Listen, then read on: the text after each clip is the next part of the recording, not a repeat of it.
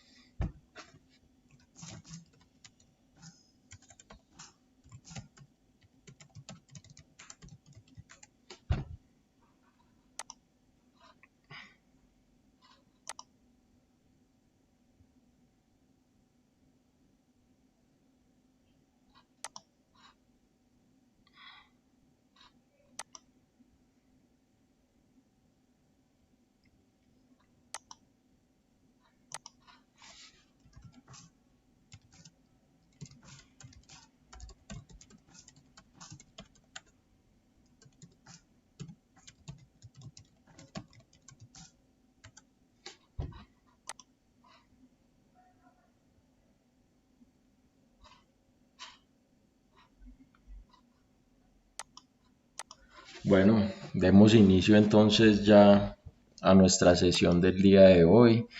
De antemano, pues les agradezco a todos los que estoy viendo acá en este momento. Veo Juan José Laverde, doña Livia, que supongo que ahí está Emanuel, a Teortúa, que se acaba de unir otra persona, Antonini Chinchilla. ¿Quién es esta persona? Si se puede identificar, le agradezco. Verónica Ospina, Matías, Miguel Ángel. Bueno, Profe, buenas tardes. bueno. Anthony Chinchilla, Jonathan David Urrego. Listo, ok. Muchas gracias. Como les venía diciendo entonces, pues ya vamos a dar inicio. Ya estamos pues finalizando prácticamente este año escolar. Hay algunas novedades sobre la Secretaría de Educación. No sé si algunos sepan que el martes al parecer se va a retornar a presencialidad, pero solamente con los de grado 11. La Secretaría sacó una resolución en la cual exige a todas las instituciones educativas de los 117 municipios que maneja la Secretaría de Educación de Antioquia, que son municipios no certificados,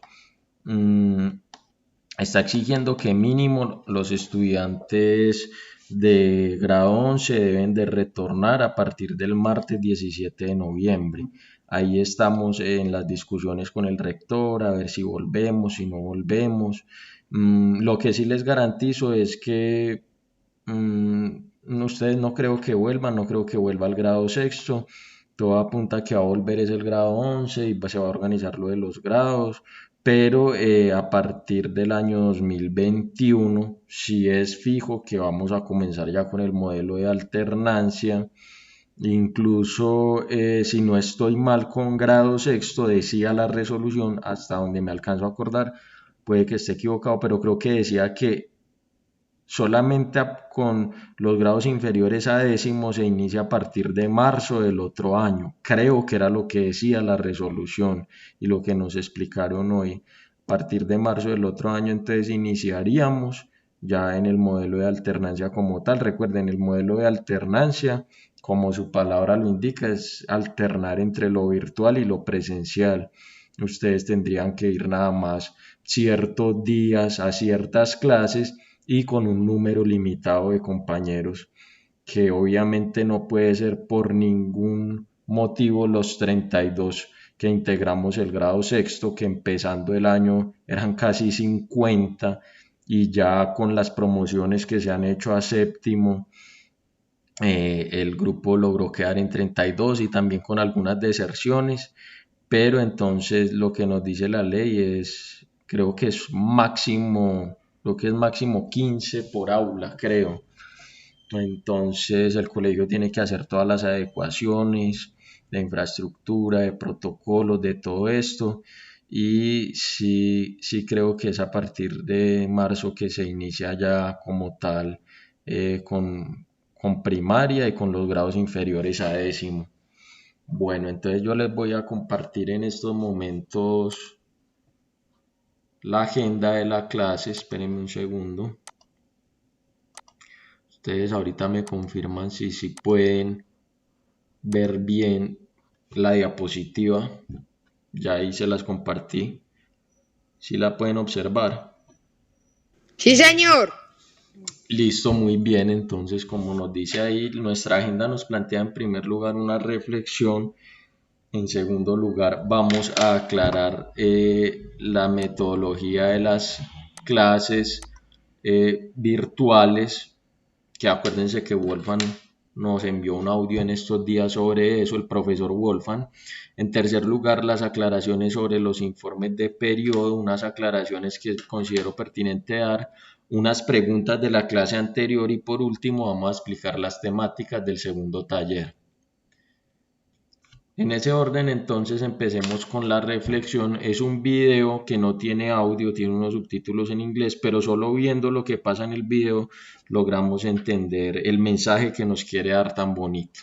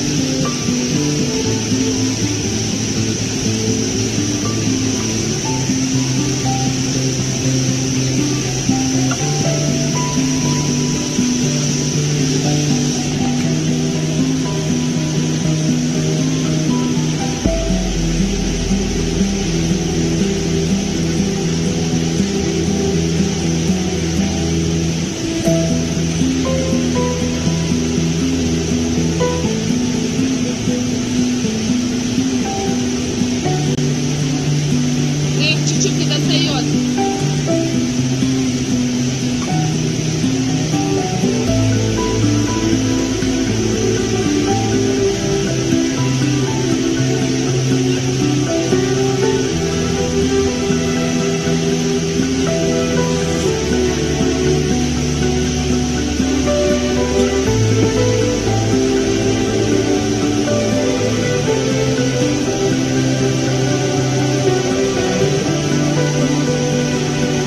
Там хотя бы еще одного человека надо.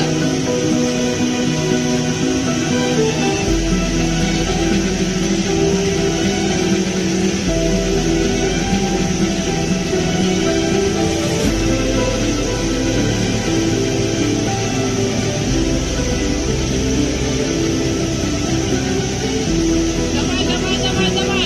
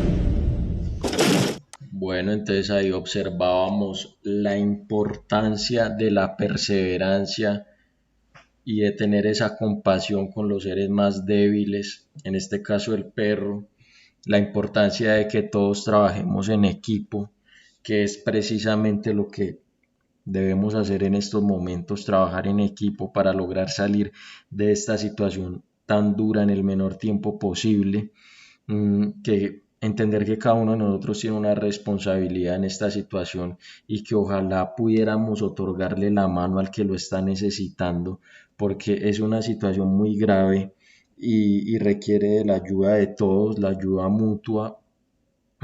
Ustedes como estudiantes ayudar a sus compañeros que más lo necesitan, si no entienden algo, eh, explicarles si entienden, si el compañero no tiene los medios para poder ver una clase, podérselo facilitar, no sé, compartiendo su internet, siendo menos egoístas y dándonos entre todos la mano, ¿cierto? Eso es lo que necesitamos, asumir cada uno nuestro rol de responsabilidad también, cuidarnos entre todos.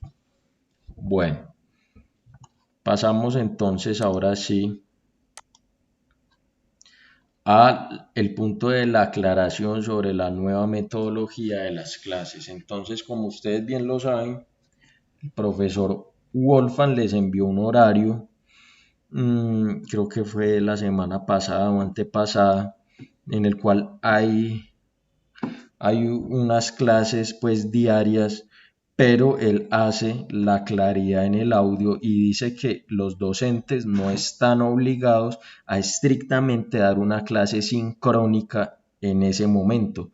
Entonces ahí es cuando él nos explica la sincronía y la asincronía. Sincronía es lo que estamos teniendo en este momento, es tener un encuentro así virtual en directo en el cual podamos interactuar. Esa es la sincronía. Y la asincronía ya es un encuentro más indirecto, es ya explicar a través de un audio, de un mensaje en el WhatsApp, de una llamada, de una videollamada. Esa sería más o menos la asincronía. Ya es algo un poco más indirecto. Entonces él bien lo decía, si un docente, digamos, no cumple estrictamente con la clase que tenía, que dice el horario, pues no podemos volcarnos sobre él y decir que por qué no ha hecho clase. Tal vez en su planeación él hizo para ese día que fuera asincrónico. Listo, tampoco estamos hablando que absolutamente todo tiene que ser asincrónico, porque entonces no tiene sentido. Aclarando esto, pasemos entonces a las aclaraciones sobre los informes de periodo. ¿Y esto por qué lo digo? Varios padres de familia y también acudentes me han indagado a estas alturas que ellos todavía no entienden bien lo de las notas cualitativas. Entonces yo me tomé el trabajo de más o menos hacer un paralelo de cómo sería en número el equivalente de estas notas cualitativas, ¿ya? Para saber si usted ganó, si usted perdió, porque resulta que le escribí a algunos padres y estudiantes que me debían notas y me decían que cómo así que había perdido, si, pues como que si no entendieran lo que les está diciendo ahí, que perdió la materia, no se daban ni por enterados que había perdido. Entonces entro a explicar esto, lo consideré necesario por esto que me han comentado, y entonces todo indicador que diga, que inicie diciendo demuestro habilidades superiores, que diga estas tres palabras, demuestro habilidades superiores, para, por ejemplo, en nuestro caso acá de ciencias sociales, que es conocer los periodos históricos de la civilización egipcia, o para lo que sea que escribió el profesor en la plataforma, significa que está en un rango entre 4, 5 y 5, es decir, está en un rango alto. Listo, más o menos, si vamos a hablar de una nota numérica, más o menos eso sería lo que el profesor puso ahí de número. No sabemos a ciencia cierta si es 4, 5 o 5, pero si usted haya sacado, el profesor haya puesto 4, 5, haya puesto 5, va a aparecer siempre lo mismo, demuestro habilidades superiores. ¿Por qué? Porque el sistema califica de acuerdo a unos rangos que son más o menos estos que estoy dando acá. Si por el contrario dice soy capaz, si siempre inicia con soy capaz de conocer y después le pone acá con algunas dificultades, entonces soy capaz de conocer pero con algunas dificultades, significa que la nota que puso el docente, más o menos está entre 3 y 4. Listo, es decir, está en un nivel medio. Pero siempre si el logro inicia diciendo tengo dificultades, significa que está entre 0 y 2, entonces el rango es bajo y tiene que hablar con el profesor para recuperar. Entonces me sorprende que a estas alturas todavía sean muchos los que todavía no han comprendido lo que quieren decir las notas cualitativas. Bueno. Entonces, ahora yo les voy a hacer unas preguntas de la clase anterior y al que me las responda, entonces les voy a poner un incentivo de 0,5 en el primer taller. Primera pregunta entonces, para que me la responda alguien rápidamente. ¿En cuál región europea se encuentra el territorio griego? Lo vimos la clase pasada, lo deben de tener ustedes en las notas. Rápidamente, ¿cuál será ahí la respuesta? ¿En cuál región europea se encuentra el territorio griego?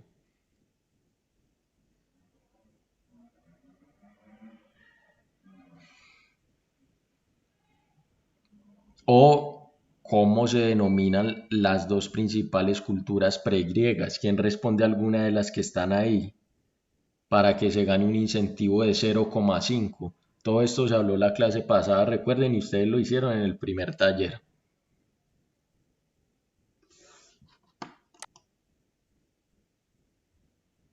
Profe, Sí, Juan José, ¿cuál vas a responder?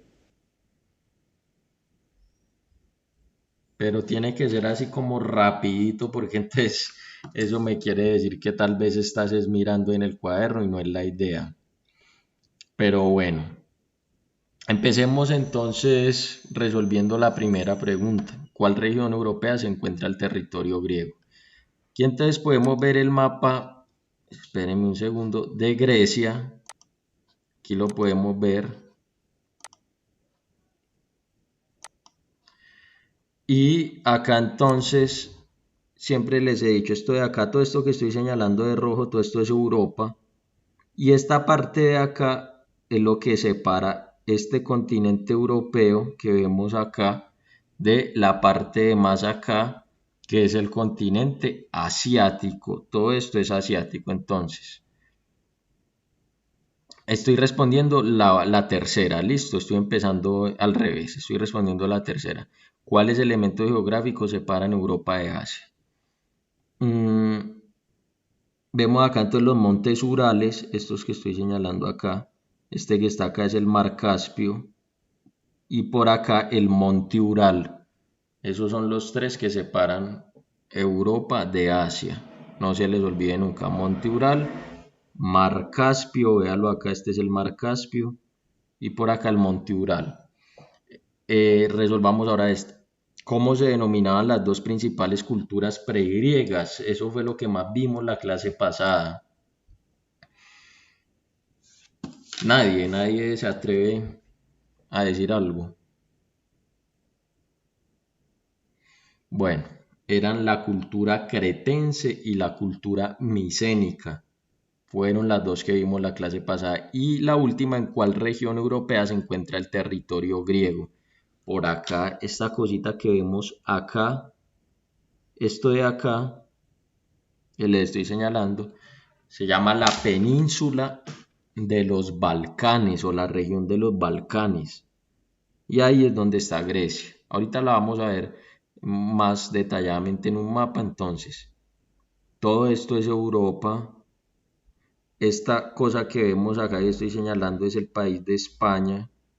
Esta que está acá abajo de España, esto que estoy acá señalando, es el continente del África. Esta islita que vemos acá es la isla de Inglaterra. Listo, esta cosita que vemos acá como en forma de botica, esto, como esta patica, es Italia.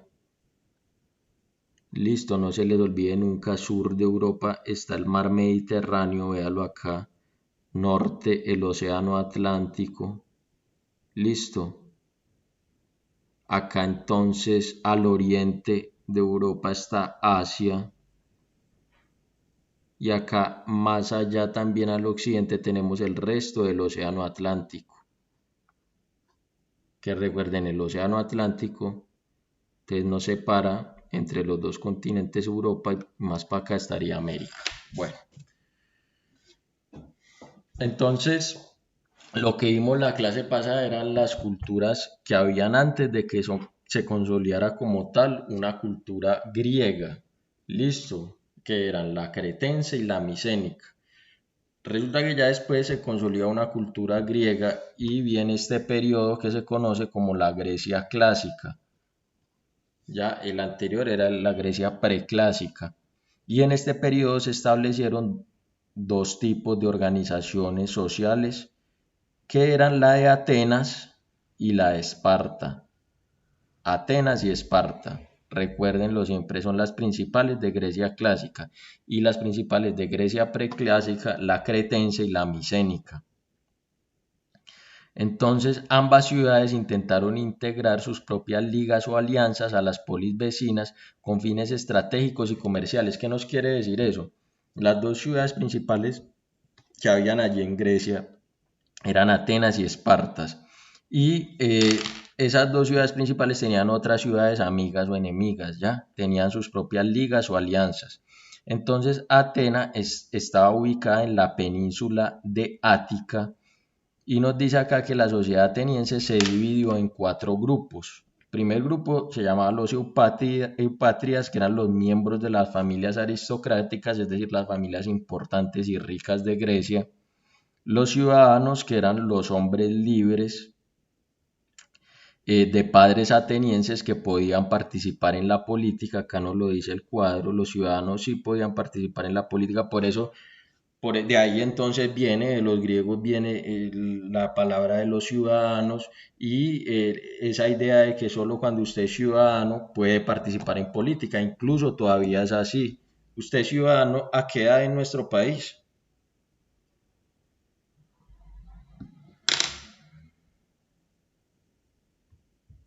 ¿A qué edad se adquiere la ciudadanía en Colombia? A los 18. Muy bien, a los 18. Ya cuando usted es ciudadano, se supone que usted ya cumplió los requisitos mentales, físicos para participar en política. Eso básicamente se refiere a usted ser un ciudadano. Usted ya puede participar en política, sea usted que elija a los gobernantes o sea que usted quiera ser un gobernante. Imagínese, todo eso se lo debemos a los griegos. Y ya después entonces estaban los metecos, que eran los extranjeros libres que vivían en la ciudad y se dedicaban al comercio o la artesanía, pagaban impuestos y formaban parte del ejército de la polis. Y ya en el nivel más bajo entonces los esclavos que constituían el sector mayoritario de la sociedad. No tenían derechos y podían ser comercializados entre los ciudadanos atenienses. Entonces, acá sí nos diferenciamos de la sociedad griega, porque se supone que nosotros todos somos ciudadanos cuando tenemos 18 años, pero resulta que las mujeres sí pueden participar en la política y resulta que en nuestras sociedades ya los esclavos no existen. Listo. Entonces, acá viene un aspecto muy interesante y es cómo estaban organizados políticamente los atenienses. Resulta que a ellos les debemos lo que es prácticamente lo que somos nosotros en política, se lo debemos a ellos, porque ellos se inventan la democracia. Ellos son tan inteligentes y tan tesos que las ideas de ellos aún las vemos hoy en día. Este señor que vemos acá se llama Clístenes y él era un legislador que impuso una serie de reformas que ampliaron los derechos políticos a los ciudadanos atenienses. Entonces, estas reformas que hizo este señor, él dijo, todos los ciudadanos van a elegir a sus magistrados y tienen el derecho de ser elegidos para desempeñar cargos públicos. Fue lo que nos dijo este señor Clístenes. Y él, a partir de, ¿por qué dijo eso allá en Grecia? Porque había unas tiranías, es decir, los que tenían el poder siempre lo tenían y el poder no cambiaba de manos, entonces él dijo, esto no puede ser así. La gente, el ciudadano, tiene que elegir a sus magistrados, a sus políticos, y ellos también pueden serlo. Se lo debemos a este señor tan inteligente y tan importante, Clístenes. Y entonces aquí nos dice, de esta manera nace la democracia. La palabra democracia es griega, de hecho es una palabra griega. Y acá nos dice entonces qué significa gobierno del pueblo. Entonces, del griego demos entonces es pueblo en griego, y kratos, que significa autoridad, es decir, la autoridad es del pueblo, es de la gente, no es de como tal del que quiera tener el poder por el tiempo que quiera. Entonces la población fue dividida en 10 tribus y en cada una se votaba y se elegía una estratega que era el jefe militar y político y 50 representantes para integrar el consejo. Y entonces hacían las leyes y las debían de discutir en otra cosa que también leemos a ellos, que se llama la asamblea, también viene de allá de Grecia. Ya entonces la asamblea que hacía, se reunía toda y controlaba a los políticos. Entonces de ahí viene ya esa misma asamblea que nosotros podemos ver en nuestro departamento, que ellos se reúnen a hablar de los temas de la política del departamento, o el Congreso. Entonces vea cómo eran de inteligentes ellos para vivir en sociedad, ¿ya? Por otro lado, entonces teníamos a la otra ciudad que era prácticamente opuesta a Atenas, que era Esparta.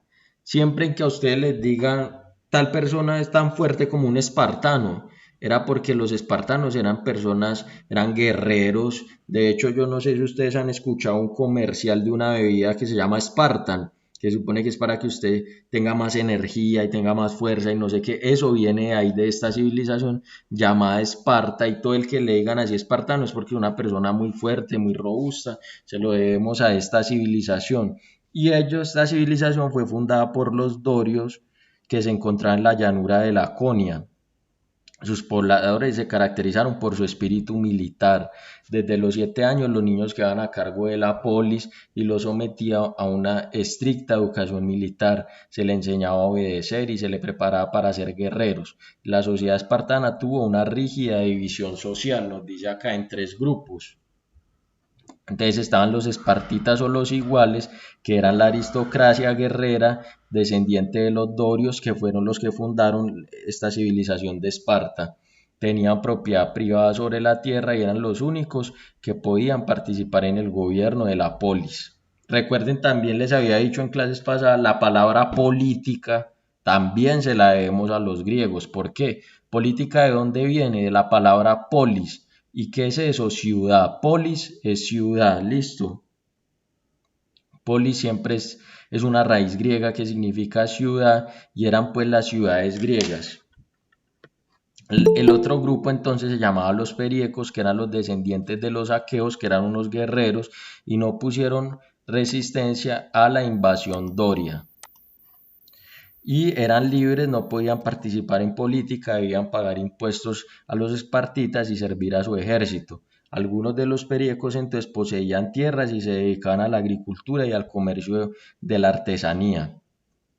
Y tenemos a los ilotas, que eran los exactamente, a los ilotas, que eran los descendientes de los pueblos que intentaron resistir a los dorios. Recordemos, los dorios fundaron la civilización de Esparta. No tenían derechos políticos y debían servir como siervos en las tierras de los espartitas, es decir, prácticamente eran como los esclavos, listo.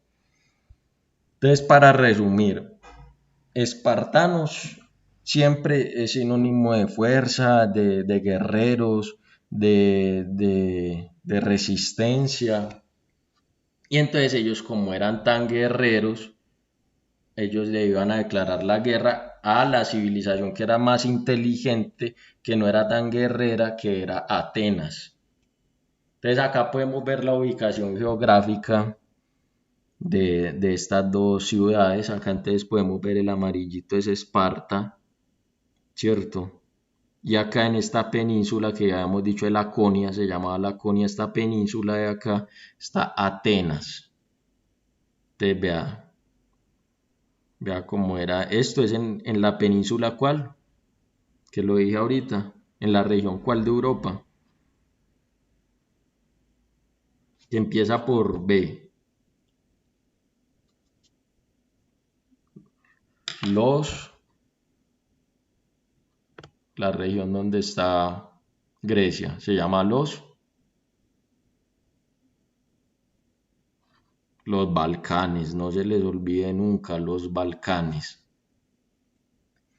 Bueno, ¿cómo era el sistema político entonces de los espartanos? Entonces, este gobierno estaba basado en unas leyes muy estrictas atribuidas a un legislador. La polis estaba gobernada por dos reyes y eso se llamaba una diarquía. Diarquía, entonces, que gobiernan dos reyes y representan la autoridad principal. Las leyes entonces las dictaban un consejo de 28 ancianos llamado la Gerusia y los ancianos eran elegidos por asamblea popular, de la cual hacían parte ciudadanos mayores de 30 años y eran alrededor de 9.000. Entonces los miembros de la pela podían vetar las leyes propuestas por la Gerusia. La última instrucción del gobierno espartano eran los éforos, que eran 5 magistrados elegidos por la pela y que se encargaban de hacer cumplir la ley y controlar los habitantes de la polis. Entonces eran leyes muy estrictas, no se les olvide. Ellos eran guerreros, eran militares, los espartanos. Entonces, como ellos eran tan guerreros y tan violentos y tan fuertes, ellos le van a hacer una guerra a Atenas, que como les acabo de decir ahorita, era como la civilización más inteligente porque ellos se inventan la democracia, se inventan las asambleas, todo esto se lo debemos es a ellos, tan inteligentes los griegos. Y entonces ellos, para contrarrestar el poder de Atenas, ellas crean unas alianzas que se llama la Liga del Peloponeso, ¿cierto? Entonces Esparta crea con sus amigos o sus ciudades amigas la Liga del Peloponeso en el año 431 a.C. y se inicia la guerra para frenar la expansión ateniense en Corinto. Entonces esos enfrentamientos se expanden por varios años. Al principio gana Atenas, pero después toma el control de la guerra Esparta y se dan varias batallas. Nos dice acá que se da una en Sicilia, se da otra batalla naval y finalmente gana esta guerra, la gana la civilización de Esparta, porque obviamente eran los más guerreros, los más fuertes. Y entonces se cambia el mapa político, ya entonces empieza a Esparta a dominar toda esa región donde estaba Atenas, todo lo que les mostré ahorita acá en el mapa. Entonces aquí vemos Atenas, todo esto entonces ya lo empieza a dominar los guerreros espartanos. Y esa guerra y todo el gobierno después que trajeron los espartanos en esa región generó pobreza allí en Atenas. Aquí nos dice, vea, consignó un estado de pobreza que se extendió por toda esa región. Entonces las polis griegas estaban agrupadas en dos bandos, el ateniense y el espartano, pero se dieron muchos casos de traición o por lo menos de cambios de bando, pues los intereses pesaron mucho. Por otra parte, esta guerra ha sido siempre el ejemplo de la lucha entre una potencia marítima como Atenas y una potencia continental como Esparta. Entonces recordemos, la guerra la ganan los espartanos. Pero entonces a esta civilización griega le debemos muchas cosas. Como les decía ahorita, les debemos la democracia, les debemos tantas cosas a los griegos, que ellos eran tan inteligentes que fueron los que se inventaron la filosofía. Entonces los primeros filósofos eran griegos, ¿cierto? Y se empiezan a preocupar por descubrir el principio de las cosas, de los elementos de la naturaleza. Entonces tenemos un filósofo que se llama Tales de Mileto y para él era el agua, y así para otro era el aire, a otro era el fuego, y así entonces ellos crean la filosofía. Recuerden también que ellos tenían una mitología muy rica, una mitología tan rica que la podemos ver en películas, que es una mitología muy interesante, la mitología griega. También nos hicieron aportes en matemáticas. Tenemos entonces a Pitágoras, que investiga la teoría de los números, la geografía de Euclides, geografía euclidiana. Tenemos los principios de Arquímedes. Entonces vea cómo eran de inteligentes los griegos. También aportaron para la geografía y la astronomía.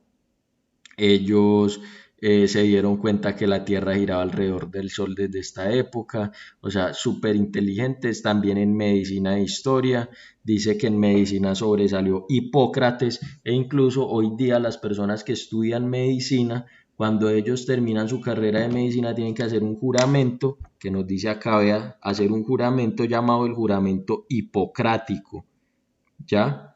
Entonces, han sido muy inteligentes los griegos y también nos aportan la democracia. Ellos entonces nos dicen que el pueblo es el que gobierna las ciudades, ¿cierto? Entonces, todo esto se lo debemos a los griegos y ese es el legado cultural de ellos, ¿listo?